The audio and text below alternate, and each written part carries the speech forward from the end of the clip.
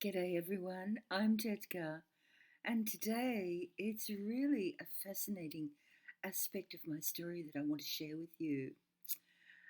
I love, love the events that occurred in my life that brought me to this point of absolute honouring and acceptance of the journey that I've had with tetkaART through time.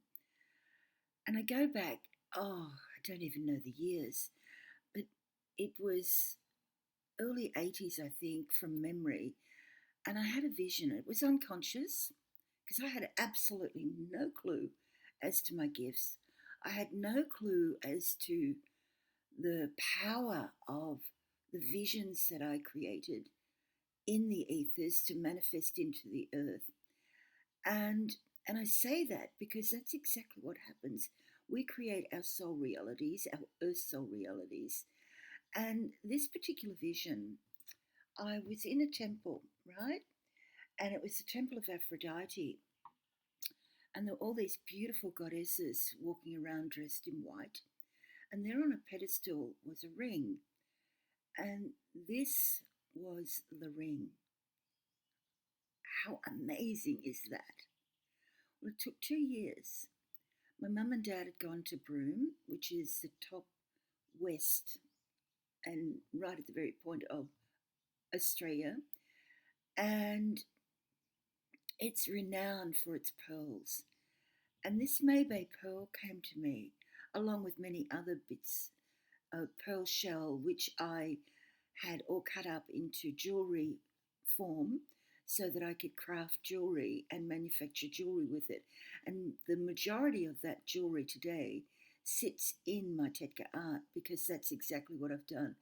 I've formed art that showcases jewellery, and I crafted it with either copper or aluminium and or in the case of the pearls, silver, because that's what I made it with at the time.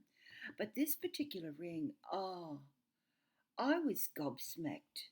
I was absolutely floored when the pearl came to me because straight away I was taken back to that vision.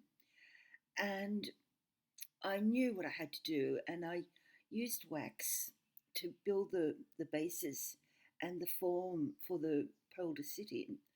And then it was centrifugally cast. And it's cast in gold, and voila, voici. There you go. Absolutely gorgeous. A beautiful, beautiful ring to wear. It's fairly heavy, but I love it. I love it. And when my marriage ended back in 2000, I actually gave most of my jewellery away. And there are a couple of pieces that still stay with me today. This is one of them, and this one is the other. And again, going back in time, this ring holds such great relevance because we'd gone to Western Australia and I'd crafted a ring, manufactured a ring with the three diamonds, and it was very much on trend at the time, and it was a V shape. And the first diamond sat at the top and the two on either side. And I loved it because, but it didn't sit in my heart, it didn't sit in my soul. It was too ordinary. Tells you a lot about me, doesn't it?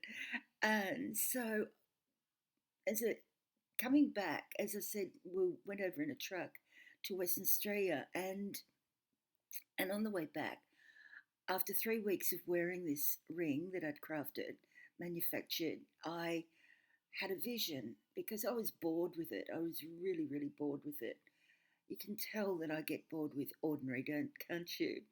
And then the vision was of a rosebud and with the stamens coming out. And I just knew what I had to do when I got home. So that's exactly what I did. I set about, again in wax, building the ring and having it centrifugally cast, and the diamonds were all set in. And it's like, yay. And I wore this ring for years as a engagement ring. And today I just wear it on my little finger because basically I resized it. And it will stay with me because it's one of those rings that sings to my soul. But where does this take me today? The unconscious happening of the visions is now conscious. Everything I do is a conscious reality. And so it's really exciting. Like, for example, I am currently finishing off Grasshopper Goddess, and I spoke about Grasshopper in part two and the relevance Grasshopper played in my life with time. And so it's called Grasshopper Goddess, It's Time. So it is time, because it just truly excites me to think that the power of what I do, the power of the forms that I create, the sacred geometry that I incorporate, all is significant points of reference to manifest into our earth reality all that is created in the dream time. And of course, it's all about what you desire. And what I desire is for people to know that they have the power to access aspects of themselves that have long been hidden or dormant or even denied. And in bringing them forward, and my art does that, it brings aspects of self forward. However, going right back again, I always say, if spirituality is not practical, then there's no point. But we've got to take the journey right through the stages, which I've spoken about before. And so I leave you with the thought, be powered, be empowered. If you resonate with my art, take action. I've created prints and limited edition prints, and of course the original art for those people who love investing in themselves, love creating legacies for their family, love even building businesses with my art. That's very, very, very cool. All right. Okay. Talk soon. Bye.